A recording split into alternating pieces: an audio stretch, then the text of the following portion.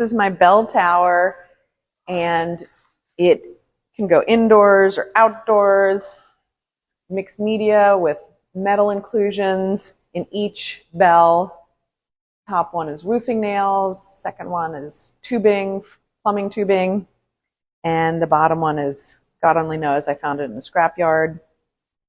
So this can go outdoors. It's roughly 86 inches tall by 16 inches wide at the widest point, which is the base, and 12 inches deep.